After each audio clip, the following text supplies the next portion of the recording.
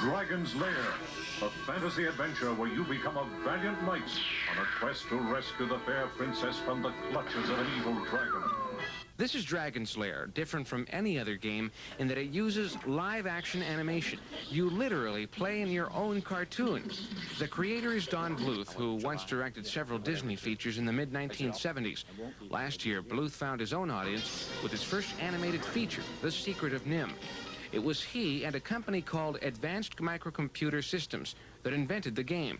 Dragons Lair is the first video interactive arcade game in which a player has to watch it like he would a movie. And as he's watching this movie, about every second or half a second, he has to interact with the controls to keep the movie going.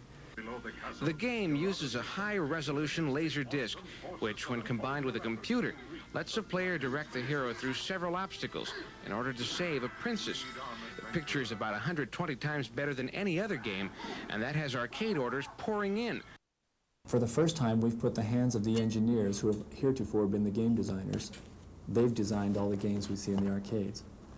Now we're taking Hollywood and the screenwriters and the people that work with dramatics, and we're putting them hand in hand so that engineers and dramatists, if you will now work on what will be in the arcade market. And that's why I think you'll find something that is tremendously more exciting, something that will pull you into the screen like you haven't been pulled before.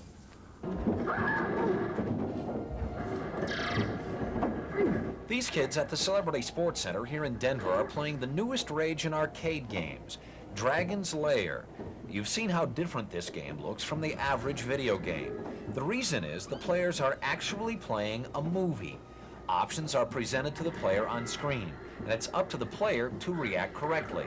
The scenario changes depending on the reactions and decisions the player makes. Make the wrong decision, and our hero, Dirk, meets an untimely end.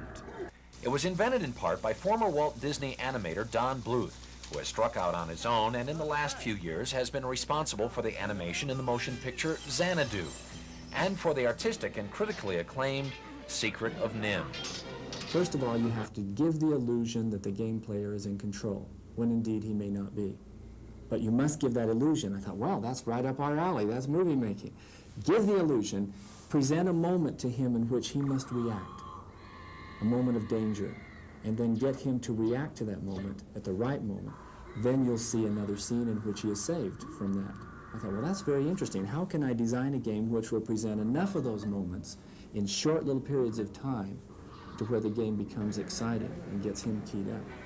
And that was the challenge of designing the game. Dragons Lair is as different from normal video games as Space Invaders was to pinball. There's absolutely no comparison. The task of putting the game together was awesome.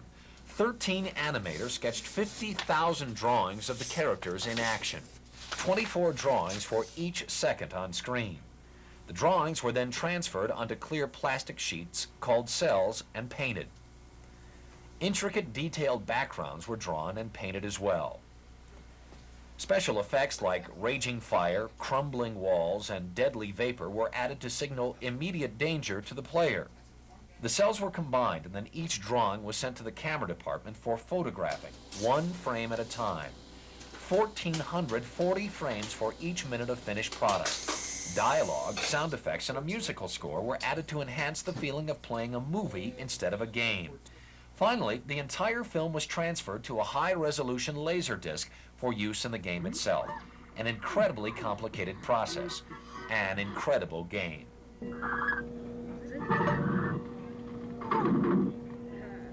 Dirk's task is to get through all the various dungeons and obstacles so he can ultimately save a damsel in distress from a terrible dragon. It's harder than it looks, and the game costs 50 cents per turn, although you are given 5 tries to make it to Dragonville. They call it participatory video entertainment, and it's expected to give a big boost to the already soaring arcade market, which brought in more than $9 billion last year. That's 3 times the amount of money made by the movie business. Dirk is sure to keep those quarters coming in.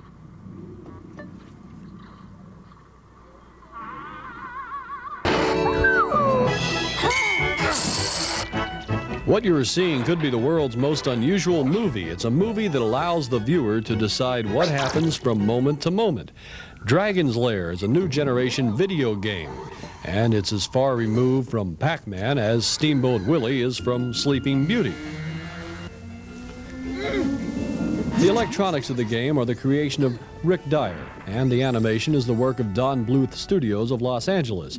Don Bluth was formerly an animator for Walt Disney Studios, but in 1979, he and 11 other Disney animators walked out and formed their own company.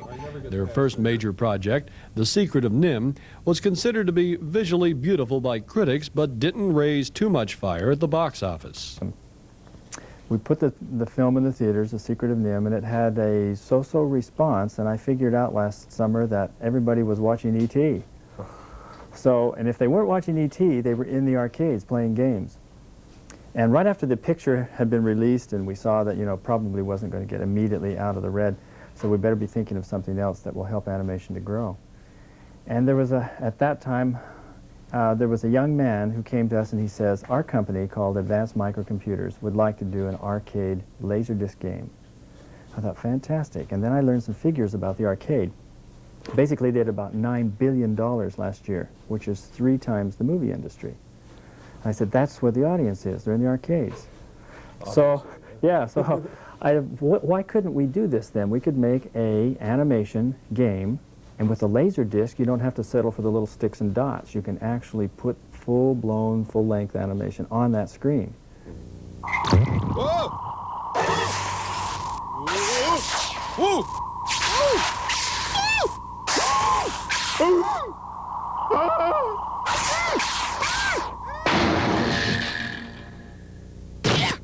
So with that kind of an idea in mind, we started working on game concept. How do you get the laser light to relocate on the disc so that it plays the scenes in the right order? That's where I'm lost. I don't know how that thing works.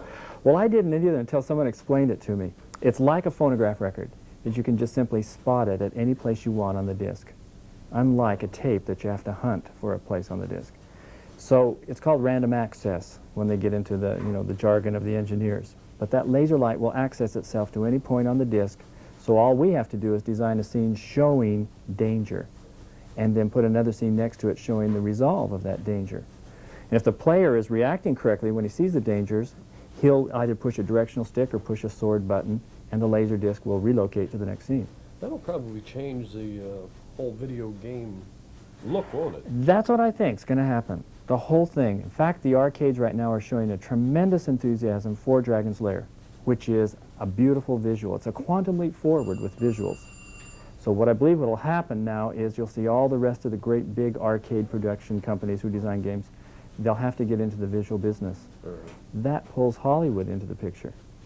You know, we can't settle for sticks and dots anymore. We're going to have script writers and scores. And in Dragons Lair, we have a musical score. When we have sound effects, and you have a little story. You have main characters and a villain, and you know all the things that we traditionally see in films. Also have the lady. Ah, yes. What is the world without the lady? So Save me. that's what she says. So anyway, we've created what I think is basically a mini movie. It's done with a laser disc. It's in the arcade, and you have to interact with it using controls to see the story play itself out. Dragons Lair is a phenomenon in the video arcades, even though Dragons Lair is a tough place to try to stay alive. Unlike a cat, our hero Dirk the Daring has only 3 lives. That is, unless you have another quarter.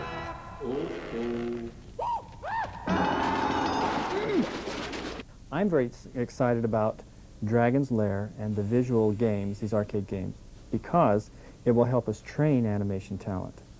Because you can experiment, you can try new things, you can put visual things on there that aren't really, you know, like a feature.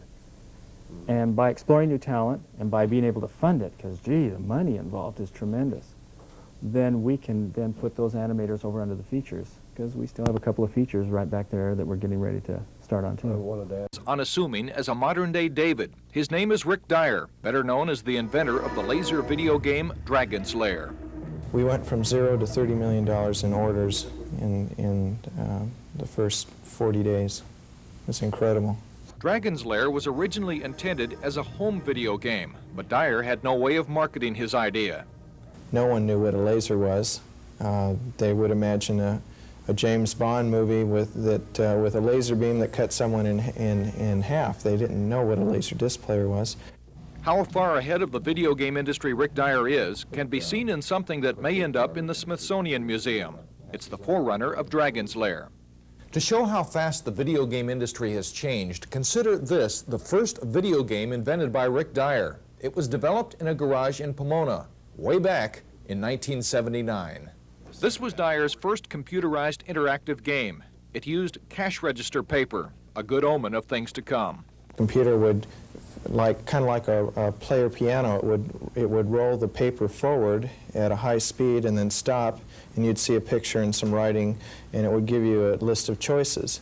From that, he developed a computerized film strip game, then added sound. It all led to Dragons Lair that, even with a technical blackout flaw, revolutionized the young industry. The familiar din of the video arcade is fading out. Business has dropped in half over the past year, and companies like Atari claim losses of more than $350 million. The slick, swift-paced space games are taking a nosedive, and analysts predict a crunch in the industry by Christmas. The craze has definitely peaked. But there is something completely different that's invading the video emporium these days, and it's a result of the recent marriage between the laser and computer technology. It's pretty amazing to see, so if your game, let's coin up. Enter the world of the Dragons Lair. It's big news at most arcades these days because of its unique action. The screen transforms into another dimension, and the player controls the fate of a real character whose quest is to slay the dragon. It's too hard. Oh, I think it's about the best game I've ever played. It took me at least $40 before, I killed the dragon. One thing about these new games, they're a bit more expensive than the regular arcade games. These cost 50 cents to play, and Dave here is going to stand behind me and help me in case I make a mistake. Okay. The player is responsible for the safety of Dirk, the hero of the story. Now, it's Dirk's mission to kill the dragon and save the princess. But first, he must face a series of fatal obstacles.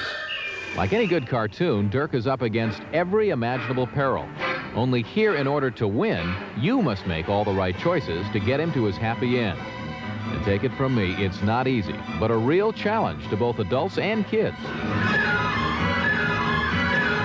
This makes you want to save the lady, It's pretty much fun. I like it a lot. You don't know what's going to happen next. It'll make you jump if you do something wrong. It's like,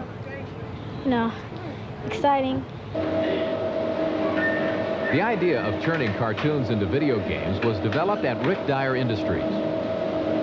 We're in the entertainment business, and no one had really come out with anything new, a new novelty, something, and the people were sick of computer graphic games. It didn't have appeal. They're tired of it. They wanted something a little more real.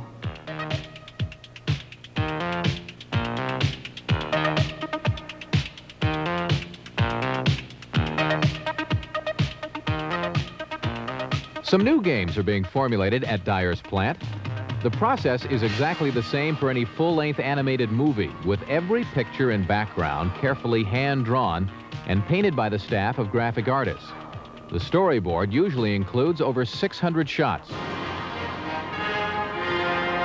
Approach. Come and meet the sorceress of Gaul. In the future, Laserdisc games will feature real voices to enhance the texture and add a more human quality to the experience. I've no love for that egotistical fool who thinks he's the only one skilled with magic. What I'm going to do is to create a world that is so real and that you will have a hard time telling what's real and what isn't. Using laser technology of the 80s has enabled the engineers to make a pretty amusing game, and now other companies are jumping on the train. But it'll be the public who judges their success. What they want is variety. We constantly get tired of one type of food or one type of movie or one type of game, and so as you progress, you want to go on to a new thing. Not only is the picture radically different, so is the sound, which is capable of very high fidelity, because neither picture nor sound is computer generated.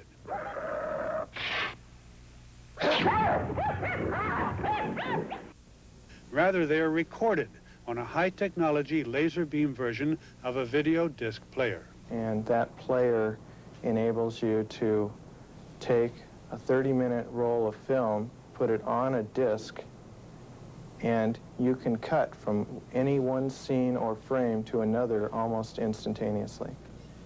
Rick Dyer's company has married computer technology to Hollywood. The artist works from a complete story script, using the same animation procedures that produced Mickey Mouse. These adventures are vastly more complicated because every scene must have 2 or more alternative conclusions, each flowing pictorially from the preceding action. In this tunnel, the hero has the chance to escape through a hole in the wall, or to reach for that chain. If he misses, he slides to doom. On the other hand, if he does reach the chain, look out.